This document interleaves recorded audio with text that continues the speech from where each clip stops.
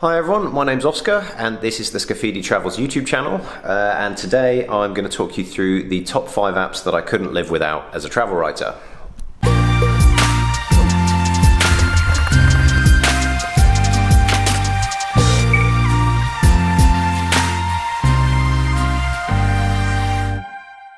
Now I know how much you all love looking at me in my blue North Face fleece, but the rest of this video is recordings of my screen. So let's launch into the first app, which is Maps.me.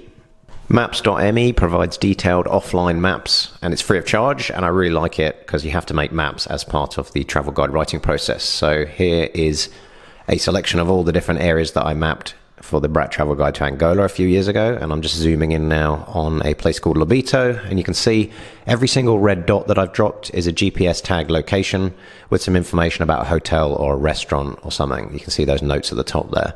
And this is a really handy way of taking notes as you're walking around that you can then turn into a more detailed map in the final guidebook. So it's a fantastic resource. It works even when you don't have mobile phone signal or 3G, which is really handy, especially when you're wandering around in the middle of nowhere. And I'd really recommend this to anyone. The second app on my list is the only one that I actually pay for. So this is SugarSync, and this costs me $99.99 per year, but it's well worth it. This is basically a file syncing app. So I have this on all the devices I use, but especially on my phone. And as I'm running around, you can see there's a bunch of folders that are automatically syncing, either when I connect to Wi-Fi or while I'm on a 3G network. So this is really important for when I'm taking photographs, to make sure I don't lose them if my phone goes missing. But most importantly, it's to back up everything that comes off Maps.me to make sure I don't lose any of my GPS points if something goes wrong with my phone. My third app is another free app. So this is called SatSat, and I use this to get locks on satellites. Now it has a few other handy features like giving you all this acceleration information and magnetic field. It's also good for detecting Wi-Fi networks and showing you the strength of the signal. It's got a mapping feature that I don't really use, but the main point of it is for finding satellites. So you can see there I'm pointing out my window and it's telling me where the GPS satellites are and how good the signal is to each of the satellites. You'll see on the right it also picks up GLONASS, which is the Russian satellite network, if you have that on your phone, which I do because it's a useful backup system and it helps you get a lock more quickly. So there we go. It's picking up the satellites one by one, and eventually it's going to go blue. It's going to tell us it's actually got a location for us, and there we go. So this is really handy, again, for mapping. The next app on the list will be very familiar to most people, and it's Twitter. There we go. So I love Twitter, I really rate it. I've got 5 Twitter accounts. I basically set up a new Twitter account for every single book that I write, and I've just set up Scafidi Travels, so I hope you'll follow that. And basically I use Twitter for 2 reasons. So the first one is to market my material and share information with my followers. So it's great, you're taking photos while you're out on the road, that kind of thing. But secondly, and probably more important, I use Twitter as a source of information. So I collect information.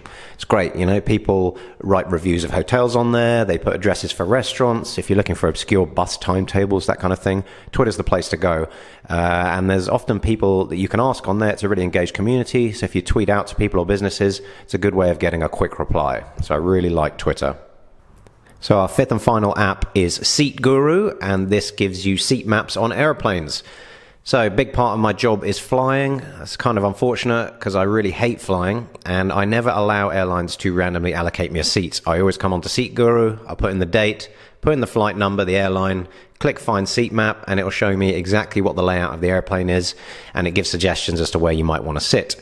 Really good, really straightforward. So you can look, it tends to shade bad seats in red, good seats in green, and average seats in yellow. And then you can actually click on each of the seats and it'll explain to you why they think that's a bad seat. So for example, 25C there, people are going to bump into you coming out the bathrooms, so that's not a good place to sit for most people.